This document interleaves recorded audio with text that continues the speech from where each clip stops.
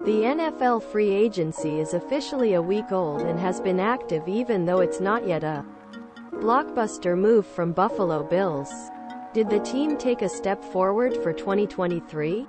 This is a good time to discuss this and various other issues surrounding the team's offseason activities with the Athletic's Bills writers Tim Graham and Joe Buscaglia. Did Bills have an off-season period as you expected?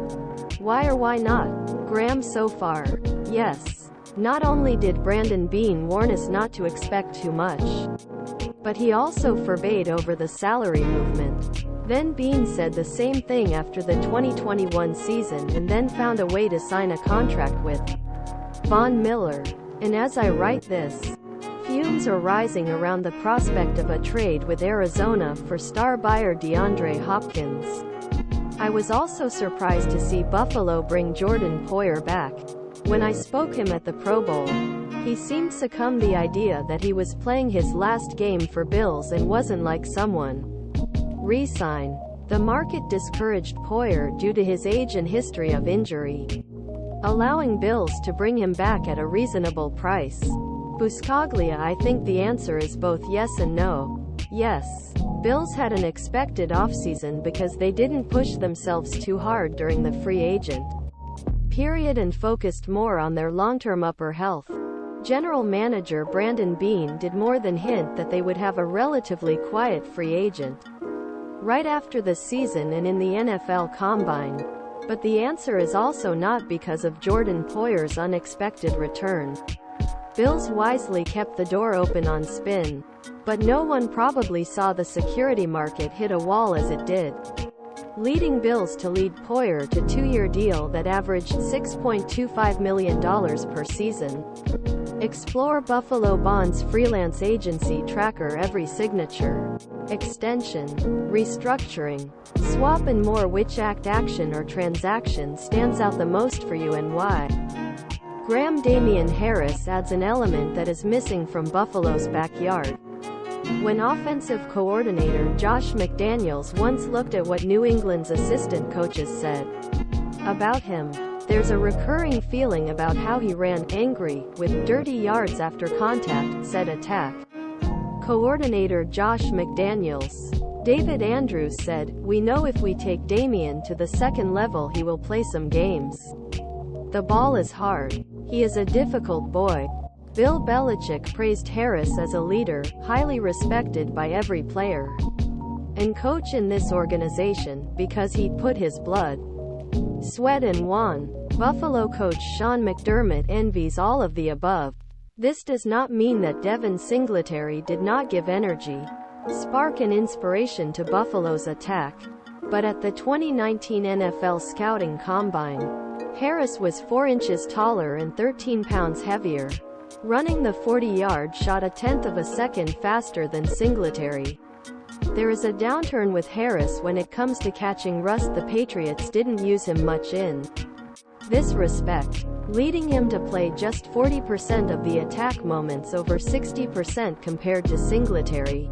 Buscaglia Matt Milano's re-signing stands out because it's insidiously polarized about what might happen next.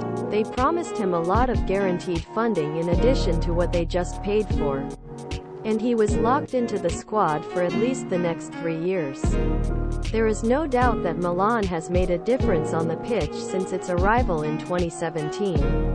But he is also a player who has suffered many short-term injuries throughout his career and will be 30 years old from 2024. The ball-free defensive player market has mostly fallen flat outside of Tremaine Edmunds, with Bills investing another $27 million guaranteed for a deal in Milan dating back to his 30s. A bit risky and could come back to bite them, or at least food for thought. But if Milan stays healthy, if its speed continues and production does not decline, they will not complain a bit. Which action or transaction do you think is being underestimated at the moment? Graham: it's hard to move the needle in club where there are a few high-profile players and GM doing some flashy moves.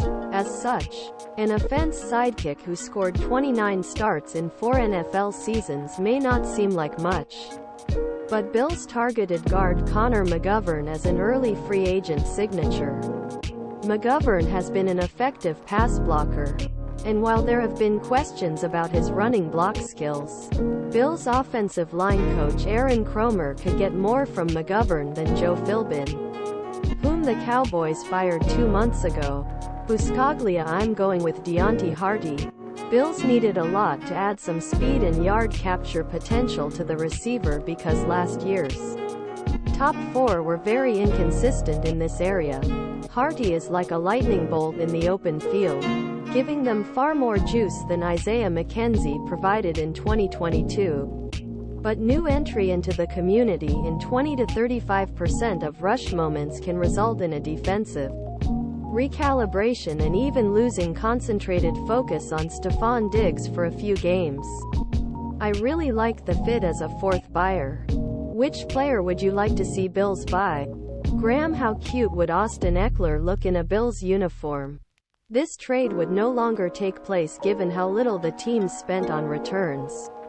Chargers allowed the Eckler trade for team willing to give him raise, but paying him out well, leaving with draft capital, was not attractive, adding free agent backfield that already had 2021 seconds like Harris. The round chose James Cook and Nyheim Hines in a reworked deal. Sure, player Adam Thielen could also be goodbye for a rust-dropping offense, but the Panthers offered him 3-year deal. One of the best Buscaglia, while I think Harty's signature is generally a little underestimated. Move I'm going to focus on outside this season is to trade for Jerry Jeudy, wide receiver of Broncos. Of course, everything depends on the cost, but if the price was a second type of choice plus, this was something that invoices should consider.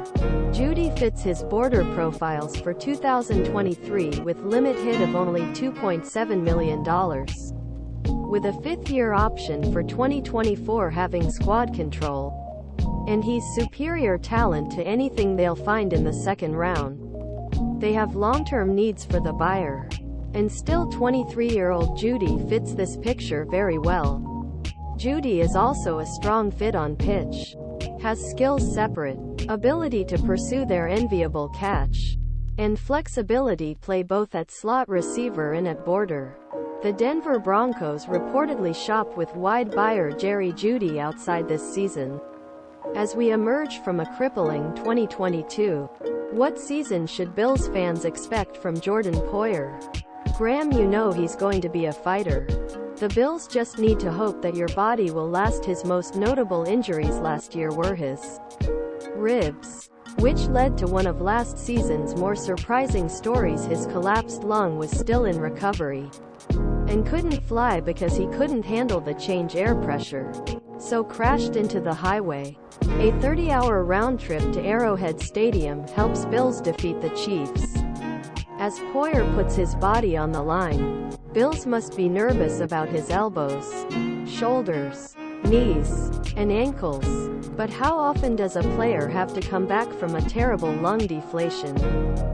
Prior to last season, Poyer had only missed 2 games since joining Bills. In 12 games, he had a lack of blocking and a pass breaking of what he had recorded in the 2021 All-Pro campaign. Poyer's Pro Bowl